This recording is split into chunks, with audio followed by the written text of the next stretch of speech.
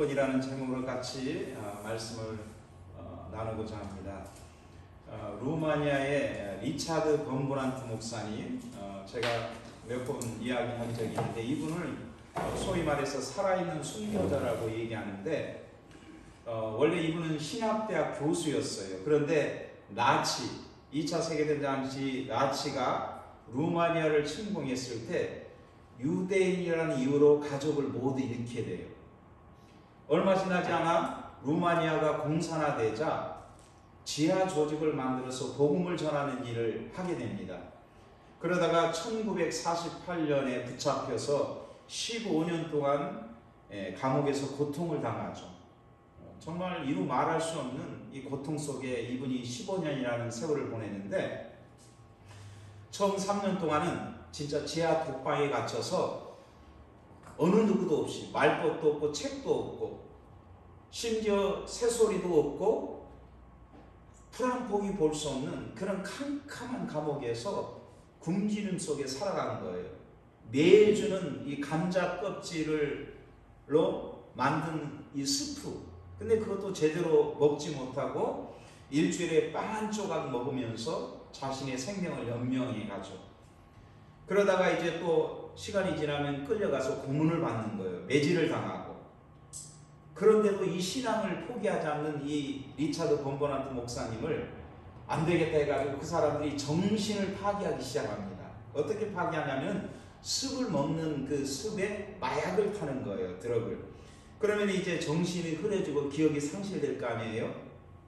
그러니까 진짜 얼마 지나지 않아 기억이 상실되는 거예요.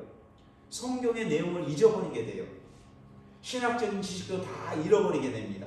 심지어 이분이 14개의 국어를 했어요. 얼마나 똑똑한지. 14개의 국어를 유창하게 했는데 다 잊어버린 거예요. 그래서 루마니아만 이제 겨우 기억할 정도가 되었는데 어느 날 이 리차드 범브란트 목사님이 주기도문을 외우는데 하늘에 계신 우리 아버지여 이름이 거룩히 여김을 받으시오며 나라가 그 다음부터 기억이 안 나는 거예요. 기억이. 이 주기도문. 얼마나 이 목사님이 당황하고 설국었던지 그분이 그때 심정을 이렇게 하는 거예요. 나는 너무나 슬프고 고통스러웠다. 하나님의 아들이 이 기도를 가르치기 위해서 하늘 위에서 땅에 내려오셨는데 내가 그분의 기도를 잃어버렸다니. 그러면서 다시 자기의 온몸의 무쇠를 고쳐잡고 하나님 앞에 간절히 또 기도하는 거예요. 하늘에 계신 우리 아버지. 그런데 또 그 말이 그 다음에 말이 기억이 안 나는 거예요. 그러면서 주님을 사랑합니다. 그러면서 아멘하고 기도를 마치는 거예요. 정말 이 마약을 계속해서 투여했기 때문에 2년 동안 자기가 암흑 속의 상태에 있었다는 거예요. 그래도 싸웠다는 거예요. 어느 날 마약 투여가 중단이 되고 음식이 다시 나오기 시작하면서 다시 기억이 살아나기 시작한 거예요. 그의 머릿속에서 가장 먼저 생각나는 것은 바로 주기도문이었습니다. 주기도문.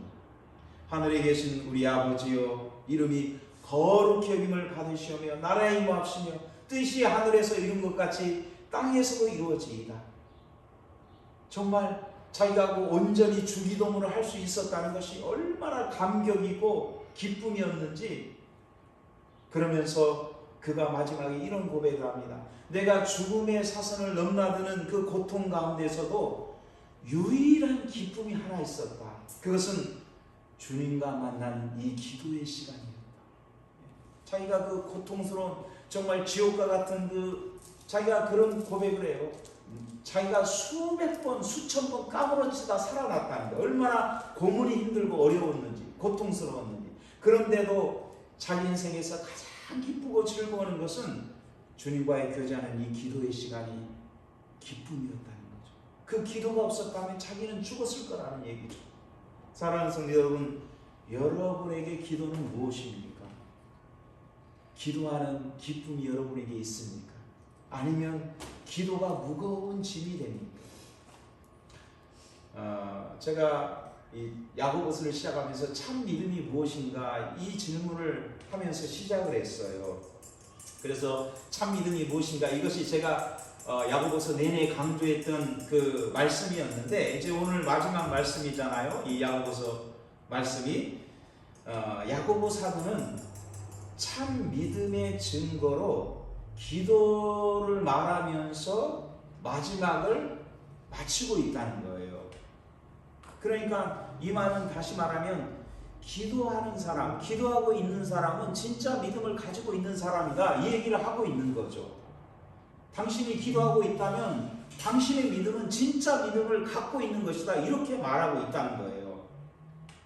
사랑하는 성도 여러분, 우리가 아는 것처럼 구약의 성막, 성전 짓기 전에 하나님께서 이 태비네클, 이 텐트를 만들라고 하셨잖아요. 광야 40년 하면서 이동식 성막이죠. 이동하는 성막. 그런데 그 성막은 어떤 구조냐면은, 성막은 수많은 장벽으로 이루어져 있는 거예요. 이 성막의 의미가. 그래서 유대인과 이방인과 유대인의 구별이 있잖아요. 그래서 성막 안뜰, 성막의 바깥은 마당이라고 하는데 바깥 뜰을 갖다가 이방인의 마당이라고 그래요. 이방인의 마당. 왜냐하면 성막 안으로는 어떤 이방인도 들어올 수 없는 것이죠. 그래서 이방인들이 접근할 수 있는 자리가 성막의 바깥이에요. 이것은 어떤 의미냐면은, 성막 바깥은 우상 숭배, 살인, 간음, 도둑질, 여러 가지 불의와 악이 행해지는 죄의 자리가 이방인의 뜰이라는 거예요. 그러니까 주님의 사죄 은총이 미치지 못하는 버림받은 자의 자리, 그것이 이방인의 뜰이 되는 것이죠. 그러면서 또 이방인과 유대인의 구별이 있었고요. 그 다음에 이스라엘 백성들과 제사장의 구별이 있어요. 왜냐하면 제사장들은 이제 성막 안으로 들어오잖아요. 그런데 거기서도 끝이 납니까? 아니죠. 제사장들과 뭐가 또 구별이 있어요? 제사장과 대제사장의 구별이 있어요. 제사장들은 성소 안에까지는 들어오지만 지성소, 하나님의 언약궤가 있는 지성소 안으로는 들어오지 못하는 거죠. 이건 무엇을 의미한다면, 어느 누구도 그 장벽을 뛰어넘을 수 없다는 얘기예요. 그래서 이 성막이 주는 메시지가 무엇인가 하면은, 하나님의 말씀은 무엇인가 하면은 절대 출입 금지, 절대 출입 불가의 메시지를 말하는 거예요. 이 성막은 단순하게 뭐 이방인과 유대인 중에서 제사장과 대사장, 이 구별이 의미하는 것은 뭐냐면은 절대 하나님 앞에 불가하다는 거예요. 어느 누구도 감히 내 앞에 나올 수 없다는 것을 보여주는 상징이 이 성막의 상징이라는 거예요. 여러분, 부패하고 타락한 우리 인간은 어느 누구도 하나님 존전에 나갈 수 없다는 것을 말해주는 거예요. 여러분, 우리 인간의 역사 속에서도 고대 임금 생각에서 왕, 고대사에서 어떤 흉악한 죄인이 감히 고개를 들고 왕 앞에 나갈 수 있을까요? 심지어 왕의 정말 가장 충성스러운 신하들조차도 그 왕 앞에서는 고개를 제대로 들지 못하는 거죠. 고대사회에서. 그런데 하물며 빛이시고 거룩하시고 영광스러운 하나님 앞에 감히 죄인인 누가 하나님 앞에 나갈 수 있겠습니까? 그래서 구약의 성막이 보여주고 있는 메시지는 하나예요. 어느 누구도 출입 금지, 내 앞에 나올 수 없다.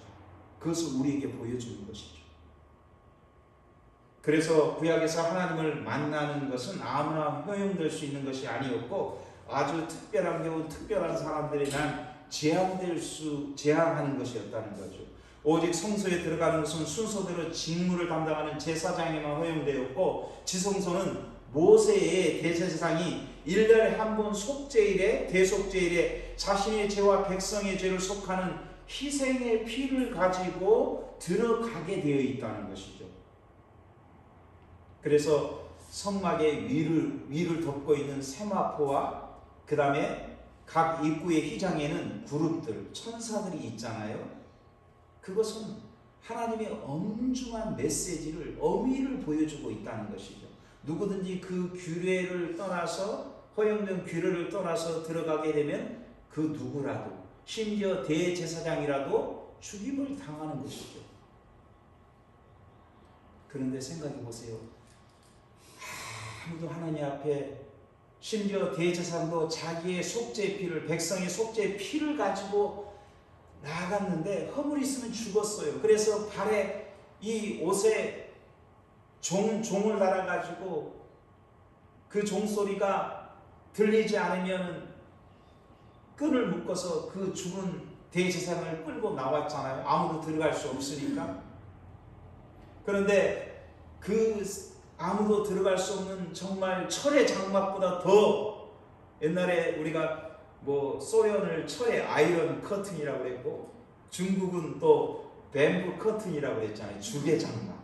그러니까 공산주의의 그 장막이 얼마나 아무도 나올 수 없는 그런 무시무시한 것을 이 뱀부 커튼, 아이언 커튼 이렇게 얘기했잖아요.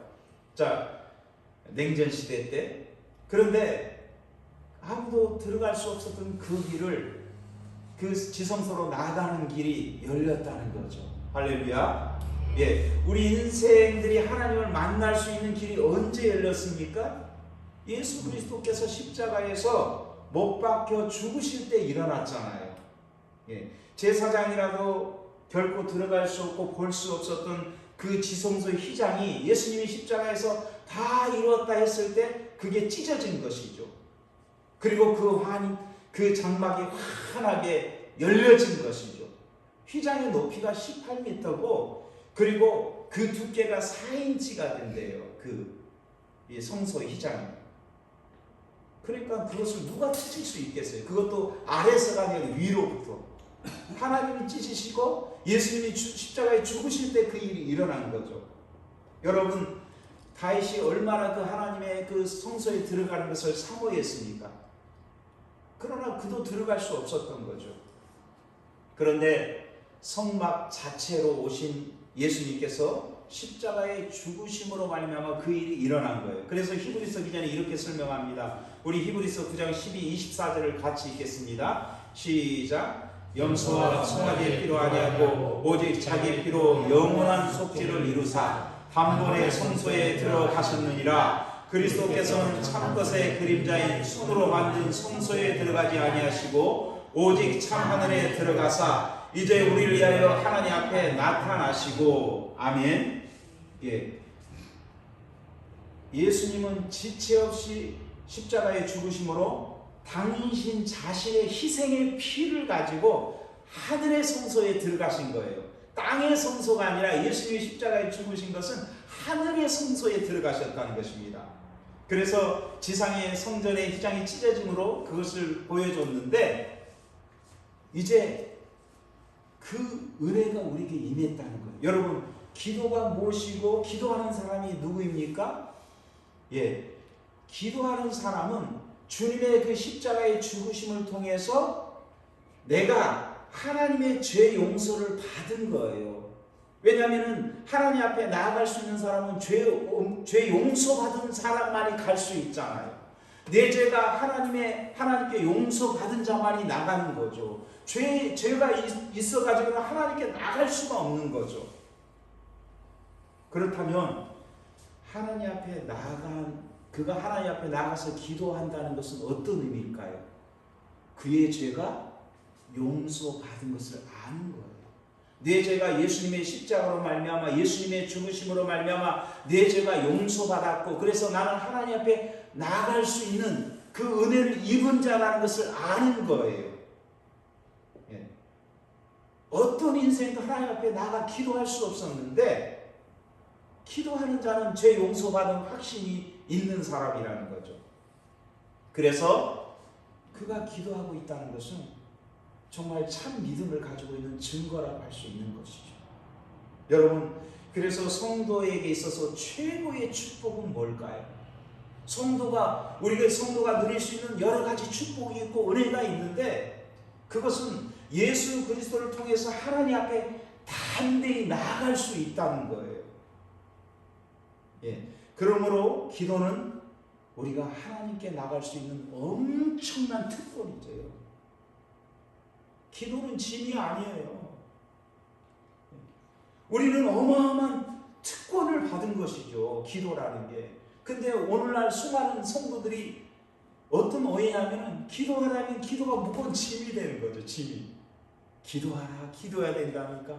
아이고, 짐이구나, 짐이구나. 근데 여러분, 오늘 제가 말씀드렸던 것처럼 이 기도가 열리기까지 어마어마한 사건, 아무나 기도 못한 거예요. 누가 감히 죄인이 하나님 앞에 나갈 수 있어요? 아무리 기도해도 듣지 않죠, 하나님이 죄인의 기도를.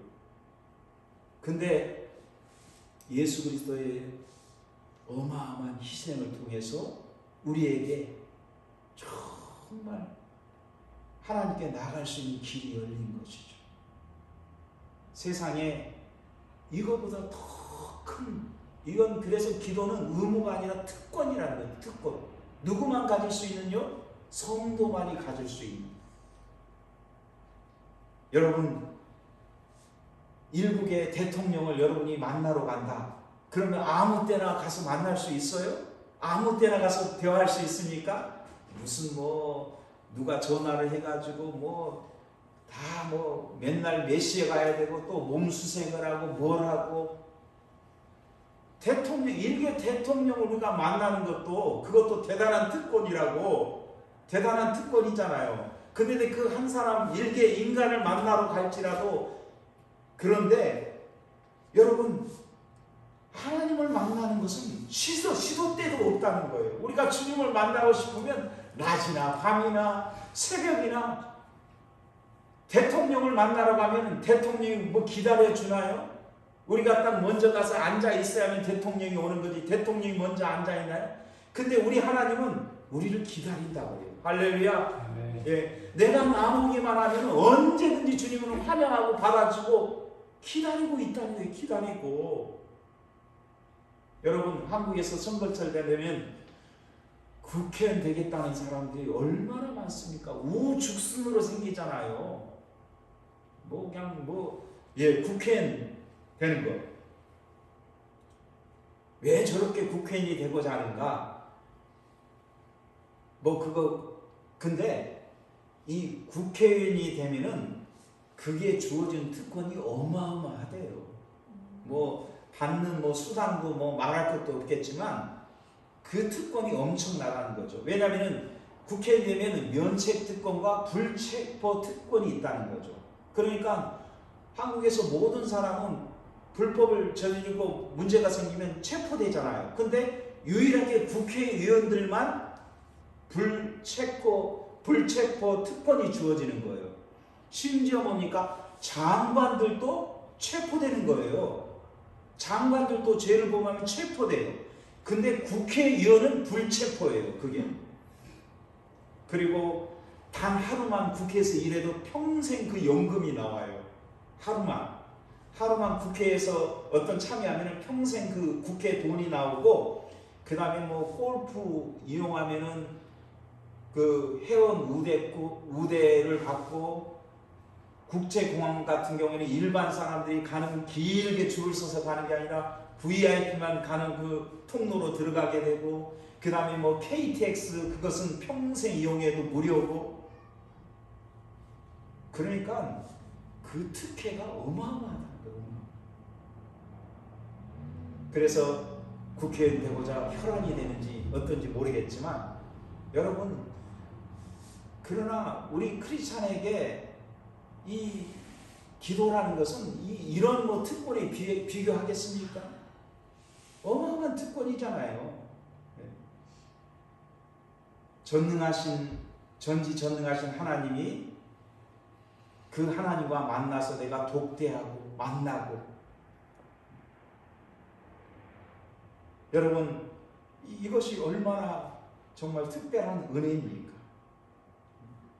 누구나 마음만 먹으면 언제든지 하나님의 보좌 앞에 나가서 내 아프고 힘든 그런 마음의 짐들을 하나님께 내려놓고 기도하기만 하면, 여러분, 누가 내 마음을 알아요? 누가 내 상처난 마음을 치유해주고 회복시켜줍니까? 어느 누구도 그렇게 할 수 없어요. 그런데 하나님은 해 주시겠다는 거예요. 어느 때요? 내가 입을 벌려 주님 앞에 나가고 기도할 때. 그런데 많은 그리스도인들이 기도합시다 하면은 짐스럽고 부담스럽고 힘들다고 생각한다는 것입니다. 그것은 기도가 무엇인지를 전혀 모르는 일이라는 거죠. 여러분, 우리에게 유일하게 열려있는, 땅과 하늘에 유일한 열려있는 길이 뭡니까? 통로가 기도라는 은혜의 수단이에요. 할렐루야. 그래서 여러분 많이 나가십시오. 끊임없이 나가십시오. 그래서 하나님을 만나고 내 영혼을 치료하고 회복하는, 소생시키는 그런 은혜를 받기를 축복합니다. 그러면서 오늘 본문에서 한 인물을 들고 있어요. 기도의 사람. 정말 기도하는 한 사람을 예를 들고 있는데 그가 누굽니까? 엘리야라는 사람이에요. 엘리야라는 사람. 우리가 잘 아는 우리 17, 18절 말씀을 같이 읽겠습니다. 시작. 엘리야는 우리와 성령이 같은 사람이로되 그가 비가 오지 않기를 간절히 기도한즉 3년 6개월 동안 땅에 비가 오지 아니하고 다시 기도하니 하늘이 비를 주고 땅이 열매를 맺었느니라. 아멘. 여러분, 엘리야는 어떤 사람입니까? 구약의 대표적인 선지자죠. 예. 그런데 기도의 모델로 엘리야를 예를 들고 있어요. 여러분, 엘리야는 여러분에게 어떤 생각이 드십니까? 우리가 생각할 때 엘리야는, 제가 생각할 때는 근접할 수 없는 하나님의 종, 그런 생각이 딱 들어요. 왜냐하면 이 사람은 하늘의 문을 열고 닫은 사람이라고 하거든요. 3년 6개월 동안 하늘을 닫아버렸어요. 기도했을 때, 기도로 하늘의 문을 닫고 그 다음에 하늘의 문을 연 거예요. 어마어마한 사람이죠. 예. 우리하고는 너무너무 거리가 먼 당신, 거리가 먼 사람. 예. 그래서 우리가 엘리야 하면은 뭐 마지막에는 하늘에 불마차를 타고 죽지 않고 하늘을 승천한 사람, 뭐 수많은 기적의 사람. 예. 그래서 우리 나하고 엘리야를 비교한다는 것은 비교가 불가능하잖아요. 아니, 그런 하나님의 사람하고 나하고 어떻게 비교할 수 있겠어요? 야, 대단한 하나님의 종. 그런데 오늘 야고보 사도가 이야기하는 것은 무엇입니까? 그 엘리야는 우리와 성정이 같은 사람이라고 말해요. 엘리야가 우리와 성정이 같다. 우리와 성정이 같다는 말은 무슨 말일까요? 성정이 같다는 말은 엘리야도 우리와 같은 사람이고 우리와 같은 사람이라는 걸 말하는 거예요. 우리와 똑같다는 거예요. 똑같다. 다른 말로. 그러니까 타고난 본성이 엘리야나 우리나 모두 같다는 거예요. 엘리야도 죄인이고 엘리야도 죄의 부모 밑에서 나왔고 그리고 죄된 모습을 가지고 이 세상에 태어났다는 거예요. 나와 똑같이 배고프면 밥을 먹어야 되고 힘들면 힘들다고 하고 다를 게 없는 사람이라는 거예요. 성정이 같다는 것은. 예. 그냥 똑같다는 거예요. 죄 속에 살아가는 거고 죄를 짓고 사는 것이고 그가 아무리 어떤 사람이 세상에서 잘난 사람일지라도 다 어떤 면이 있습니까? 다 약점이 있다는 거죠. 죄의 본성을 가지고 있기 때문에.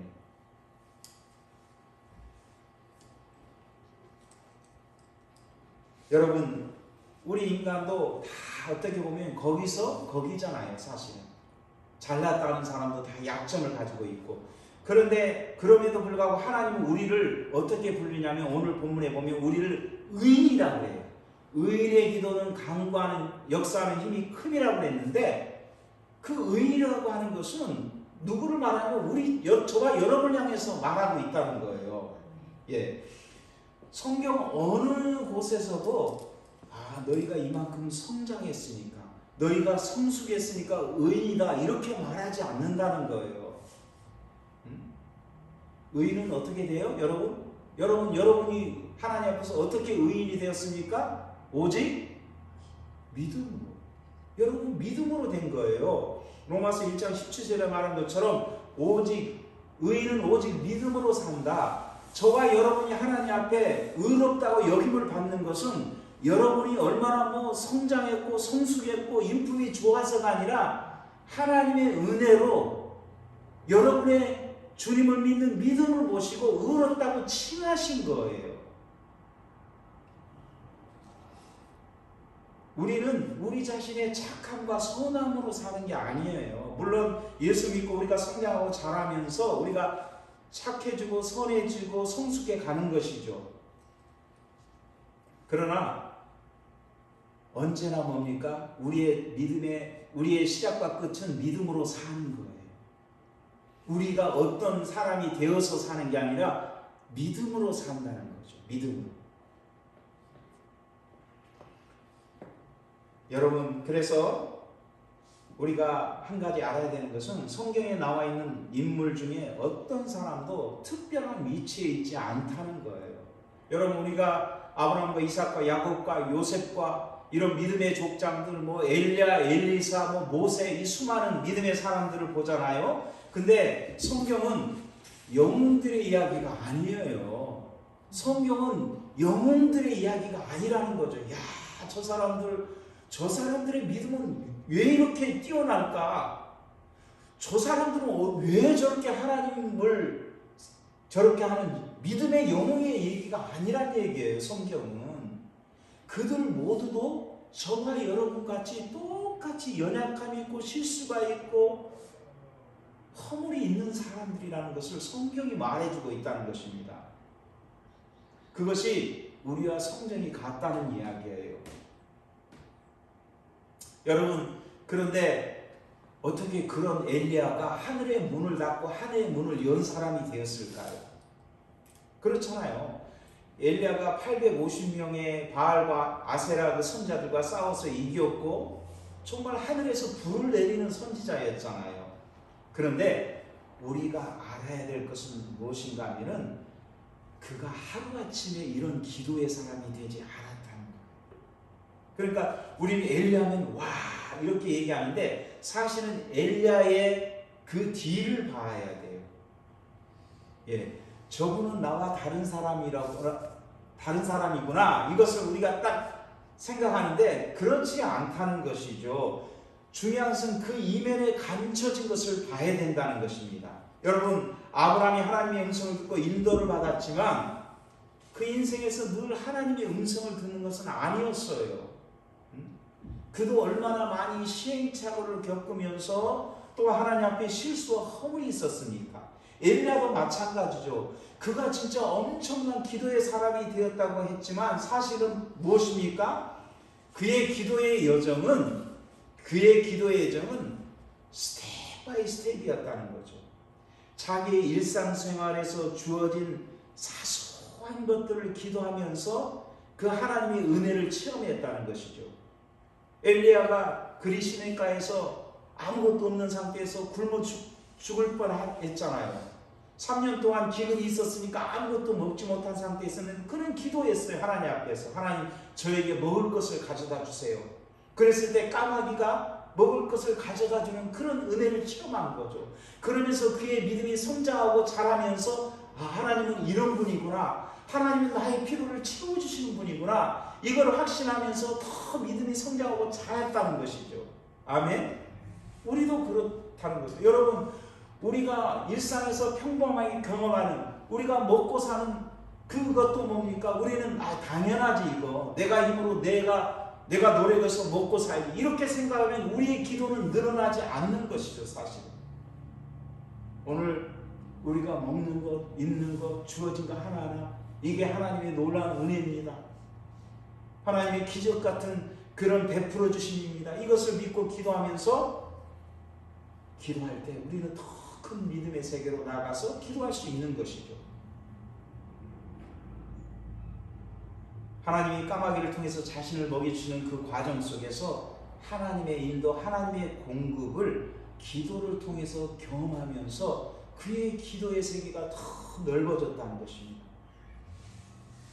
사랑하는 성도 여러분, 오늘은 어쩌면은 사람들 속에 이 기도가 잃어버린 시대 속에 살고 있는지 몰라요. 말은 잘하고 아는 것은 많은데 기도하는 사람이 없다는 거예요. 기도하는 사람. 기도하는 것을 누가 막는 것도 없고 기도하는 사람을 누가 죽이는 것도 아닌데, 여러분 생각해 보세요. 제가 언젠가 이렇게 유튜브를 보니까 북한에서 지하교회 성도들이 기도를 하는데 그 기도 소리가 밖에 나가면 안 되잖아요. 가정에서 누가 듣기라도 하면은 신고하면 이 사람들은 죽잖아요. 그러니까 이불을 뒤집어 쓰고 기도하는 거예요. 지하교회 그 북한에 있는 지금 수많은 많은 성도들이 지금 예수 믿고 살아가잖아요. 그 속에서도. 근데 기도 소리가 나가지 않도록 이불을 덮고 그냥 마음으로 할 수 있지만 답답하니까 입을 벌려서 기도하고 싶은데 그래서 이불을 뒤집어 쓰고 기도하는 거예요. 근데 여러분, 오늘 지금 이 시대 이 미국이나 한국 땅에서 누가 기도한다고 그걸 뭐 잡아가고 죽입니까? 지금은 너무나 기도하기 좋은 그런 환경 속에서 우리 살아가고 있는데 기도하는 사람이 없다는, 기도하는 사람. 세상이 그렇게 살기 좋게 된 건지 어려움이 없는지. 그래서 우리의 삶의 회복은 이 기도부터 회복이 일어나야 된다는 거죠. 할렐루야. 얀 후스라는 이제 그 종교개혁 당시에 종교개혁자가 있었는데, 얀 후스, 이 사람이 1415년 7월 로마 교황의 명령으로 화형을 당했어요. 그때 이제 교회 역사에서 보면 종교개혁 운동이 일어났을 때 수많은 카톨릭이 있던 사람들이 개신교로 돌아오잖아요. 개신교로. 그랬을 때 로마 교황이 마녀 사냥을 합니다. 수많은 개신교들을 죽여요. 그런데 이 야누스도 뭡니까? 그런 이 개신교 속한 지도자였죠. 800여 명의 군인들이 늘어서고 수천 군중이 운지방 가운데 이 야누스가 기둥에 묶여서 있었어요. 그리고 머리에는 악마를 그린 종이관이 이게 딱 쓰여진 거예요. 이게 천주교 캐톨릭이 그렇게 핍박을 한 거죠. 개신교도 수 없이 죽였으니까. 그러면서 사형 집행을 당했는데, 그런데 그는 놀랍게도 그 와중에서도 침착하게 시편을 노래하면서 기도했어요. 그는 기도하는 사람이었어요. 오 주여, 당신 손에 제 영혼을 맡깁니다. 주께서 저를 구속하셨사오니 저를 도우사 지극한 은총으로 흔들림 없는 마음으로 죽음을 넘어가게 하옵소서. 그래서 막 이제 장작과 집단이 쌓아지고 또 쇠사슬로 그를 매단 기둥이 이렇게 높이 올려져 갔을 때 그는 또 기도하는 거예요. 예수 그리스도 이름으로 이 쇠사슬을 환영하노라. 뭐 여기서 풀려나게 해주세요, 여기서 나가게 해주세요, 그게 아니라 예수 그리스도 이름으로 이 쇠사슬을 환영한다. 그리고 장작과 집에 불을 붙이기 전에 집행관이 마지막으로 한 번 더 회유합니다. 너 예수 그리스도 부인하고, 예수 그리스도를 부인하고, 이제 저 개신교를 부인하고 이제 천주교로 돌아오라, 이렇게 하는데, 아니요, 나는 내게 가르쳐 준 것을 나의 피로 증거의 인장을 찍을 것이요. 그러면서 그가 마지막으로 막 간절히 기도했다는 거예요. 여러분, 기도는 무엇입니까? 아무리 절망적이고 죽음과 위협의 상황 속에서도 결국은 승리하게 한다는 거죠. 여러분, 왜 많은 성도들의 삶에 영적 침체가 찾아옵니까? 왜 믿음 생활에 기쁨이 없습니까? 그것은 하나예요. 우리 삶에 기도가 사라졌기 때문에. 왜냐하면 기도는 하나님과 친밀해지는 시간이거든요. 하나님과 친밀해짐이 없으면은 우리의 신앙은 석화되는 거예요. 돌처럼 바삭바삭 부서져 버린다는 거죠. 기쁨을 잃어버리는 거죠. 여러분, 다시 한번 우리가 이 가을에 이 기도의 특권, 이것을 놓치지 말아야 된다는 거죠. 다시 한번 우리가 기도에 불을 지피면서 정말 이 칠흑 같은 어두운 시대에 하나님의 능력을 드러냈던 엘리야처럼 우리가 우리의 삶 속에 주님의 살아계심을 드러내는 저희 모두가 되기를 축복합니다. 우리 한번 기도했으면 좋겠습니다.